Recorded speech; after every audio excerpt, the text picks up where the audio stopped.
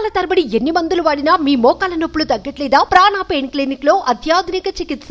ఉత్కంఠకు తెరపడింది. 46 ఏళ్లుగా ఎదురు చూస్తున్న సమయం రానే వచ్చింది. ఒడిశా రాష్ట్రం పూరి క్షేత్ర రత్న భండాగారం తెరుచుకుంది.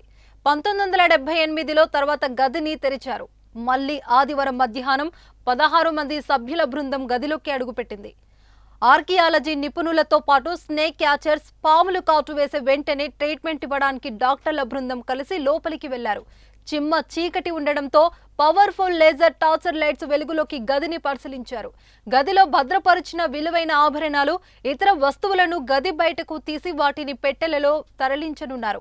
అనంతరం వాటిని లెక్కిస్తారు. ఇక నిధి తరలించేందుకు 5 చెక్క పెట్టెలను ఆలయానికి తీసుకొచ్చారు. ఉదయం 11 గంటల నుంచి భక్తులకు దర్శనం నిలిపివేశారు. శ్రీ క్షేత్రంలో అంతులేని సంపద ఉన్నట్టు ప్రచారం జరుగుతుంది.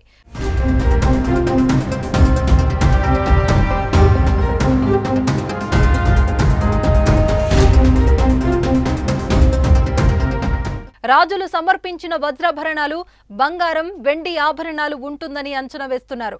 ఇక మరోవైపు శ్రీ క్షేత్రంలో జగన్నాథునికి నిత్యం 119 మూలిక సేవలు జరుగుతున్నాయి.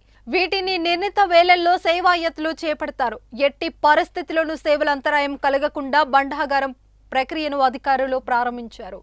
12వ శతాబ్దంలో పూరి జగన్నాథునికి అనేక వజ్ర రత్నాభరణాలు సమర్పించారు. ఒడిశాను పాలించిన అనేక మంది రాజులతో పాటు నేపాల్ పాలకులు సైతం ఇక్కడ స్వామికి అత్యంత విలువైన వజ్ర వైఢూర్యాలు కానుకలుగా ఇచ్చారు. మిగతా రాజులు సైతం యుద్ధాల్లో గెలుచుకున్న ధనరాశులను స్వామికి సమర్పించారు. వీటన్నిటినీ ఆలయం కింద రహస్య గదిలో భద్రపరిచారు. అనంతరం పద్మనాభ స్వామి వేలమాలిగలో ఉన్నదానికంటే ఎక్కువ నిధి ఇక్కడ ఉంటుందనే అంచనా. వీటి విలువ 1,00,000 కోట్ల విలువలు ఉంటుందని భావిస్తున్నారు. చివరిసారిగా 1978లో రహస్య గదిని ఓపెన్ చేశారు. ఆనాడు 70 రోజులు లెక్కింపు సాగింది. ఇప్పుడు మళ్లీ 46 ఏళ్ల తర్వాత ఈ రహస్య గదిని నేడు తెరిచారు. లోపలికి వెళ్లాక స్వర్ణకారులు, శాస్త్రవేత్తల పర్యవేక్షణలో లెక్కింపు చేపడతారు. ఈ ప్రక్రియను మొత్తం వీడియోగ్రఫీ చేస్తున్నారు.